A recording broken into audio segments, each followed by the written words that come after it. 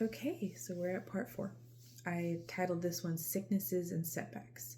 So it seemed like every time things went well with the boys, they would catch something really bad and Colin's eczema would be infected pretty badly.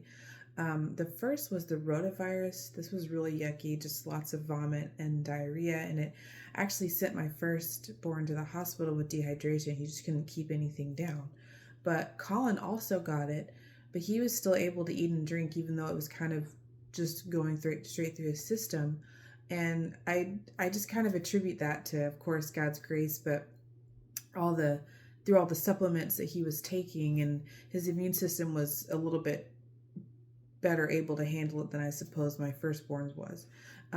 So I was going to say, kind of to mention to this, as I noticed his constant diarrhea that week, the eczema on his arms, specifically his elbows, both of his elbows just kind of started disappearing. And so I thought that was kind of weird. But as I learned with diarrhea, those kinds of illnesses that cause diarrhea can help push out all the bad, with the good, unfortunately.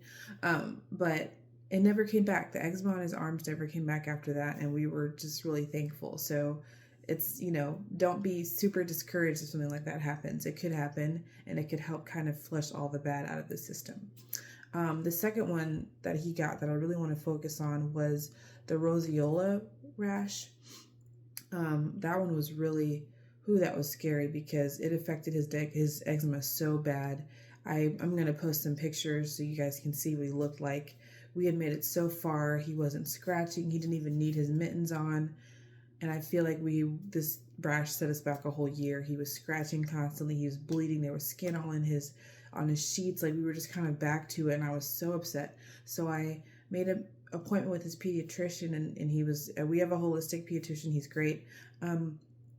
He's on insurance. So just again, everything we did was on a budget. So we were able to use insurance for him. But, he said, this looks really bad. We're going to have to give him oral steroids. And I'm super against steroids, as you can imagine. I talked with people and I was like, what should I do?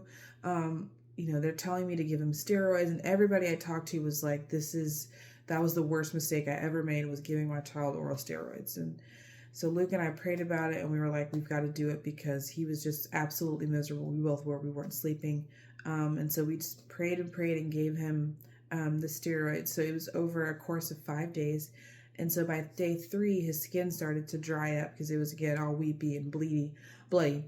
It started to dry up, and he kind of just picked the dead skin off of his body, and it was just all baby skin, which, again, they're like, that's how it starts. It's all clear, and then it comes back with the force. But it never came back. And I'm so thankful for that. We were just praising the Lord for that.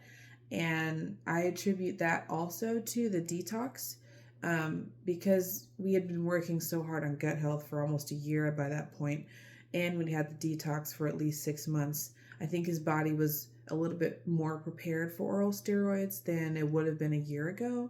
So to kind of encourage you, if something happens, if this kind of thing happens and the doctor prescribes you oral steroids, if you think your baby's ready, there's a chance they could be. But again, I would not suggest oral steroids unless you have worked really hard on gut health, diet, immune system support, all of those things to prepare the body for steroids, because they do affect the body negatively and eczema negatively sometimes.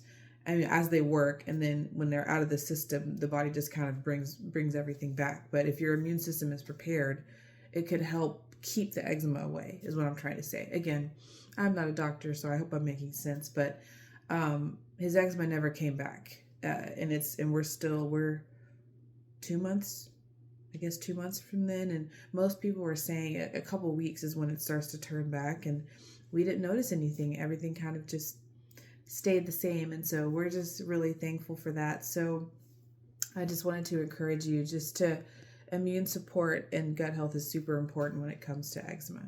And so, yeah,